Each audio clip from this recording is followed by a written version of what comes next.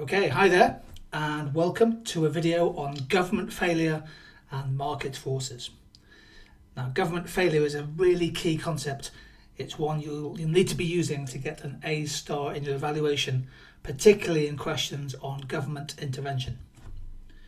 So, government failure is when an intervention, often done with the best of intentions, designed to correct one or perhaps multiple market failures, actually leads to a greater net social welfare loss. So typically this happens when the costs, the negative effects of government intervention are greater than the benefits. And failure can also happen if policy is ineffective, if an intervention just fails to create enough of an incentive perhaps to change the behaviour of consumers and businesses to meet the specified aims of policy.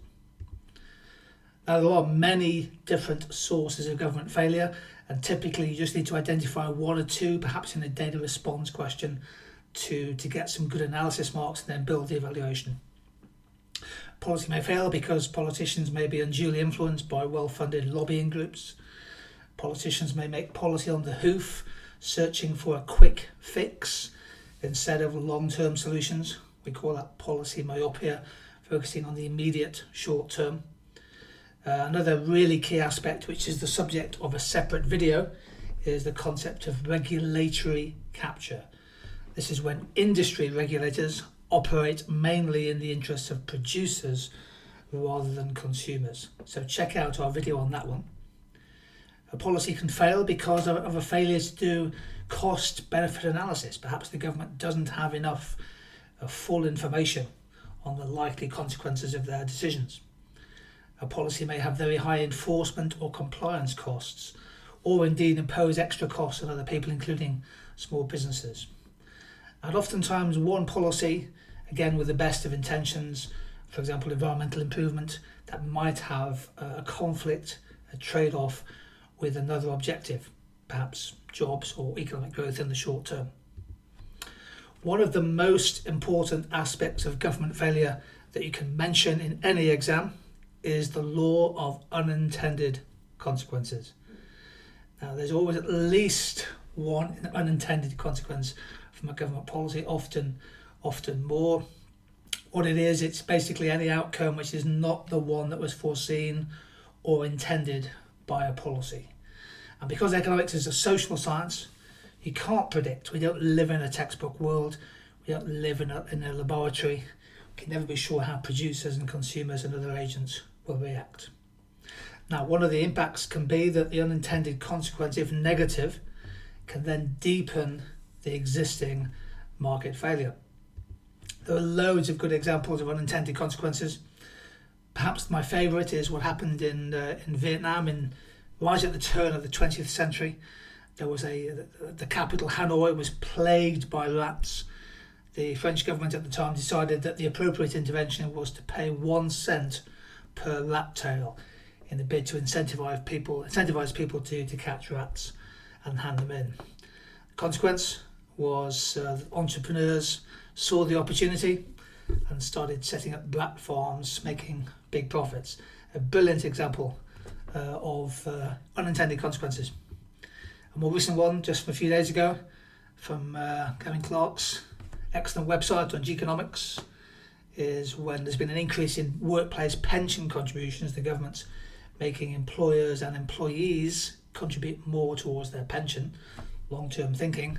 But one of the unintended consequences is there's some evidence there's some of the skilled surgeons and consultants in the NHS are leaving the NHS, including heading out of the UK.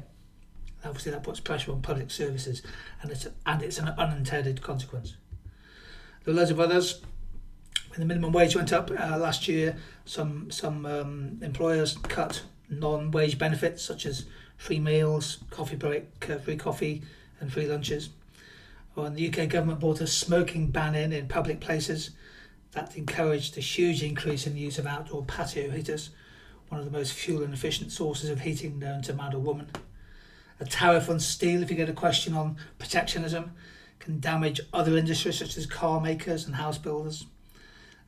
Some debate at the moment about whether or not if the government brings in a plastic bag ban, are paper and canvas bags actually, in theory, worse for the environment? There's a big debate about that. If you set targets for the number of patients being treated in, for example, NHS hospitals, that can lead to a fall in the quality of care. And you may well have come across the idea of moral hazard, which is an unintended consequence of the bailouts of the banks.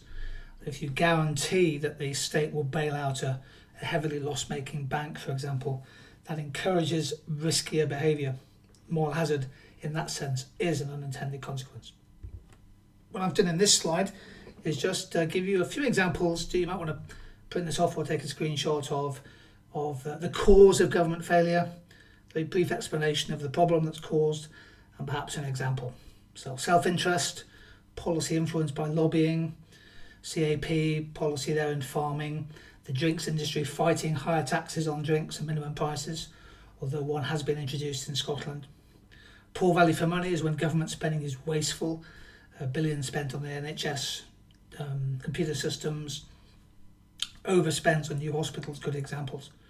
Policy short-termism, widening roads to reduce congestion just creates more traffic. Perhaps banning an energy drink for under 16s would be a short-term fix to appease the media, but does it really do anything fundamental to address the issues of consumption? Regulatory capture, good examples in the water industry, where bills have been rising quite quickly, and the gambling businesses seem to have captured the regulator, delays in making any real impact on gambling addiction. Conflicting objectives, the UK government has a minimum price on carbon, which has a strong environmental logic, but has damaged the competitiveness and the profitability of the steel industry. And then there's the kind of bureaucracy and red tape, the idea of cost of enforcement and compliance. Lots of small businesses finding it very costly to meet all these new health and safety laws. So essentially government failure is when the state, the well-intentioned state, can often create more problems than it solves. And this brings in finally the idea of market forces. Should we leave the market to solve market failure? Well, I suppose it partly depends on whether it's a complete market failure with the idea of pure public goods, or whether it's a partial market failure, for example, environmental issues to do with externalities. Market forces refers to supply and demand. Supply and demand through the price mechanism determining the allocation of scarce resources, the relative price of goods and services, and without intervention, the price mechanism can be a powerful influence, for example, driving innovation. If you have scarce environmental resources, the price goes up. That is a signal to businesses that if they invest, for example, in clean energy or some sort of energy-reducing innovation, there's profits to be made from being green.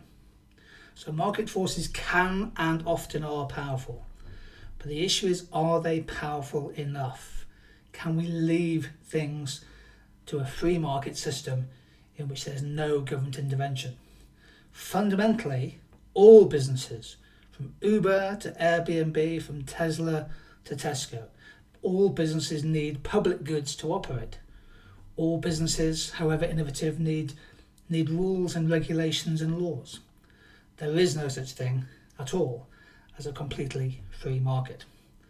And although government failure is quite pervasive, and oftentimes you can raise this as an exam point and make some good examples, possibly the biggest failure is inaction, if the government doesn't do enough when faced with some of the most pressing fundamental issues of the age. I leave this slide with you to finish this video. Thank you.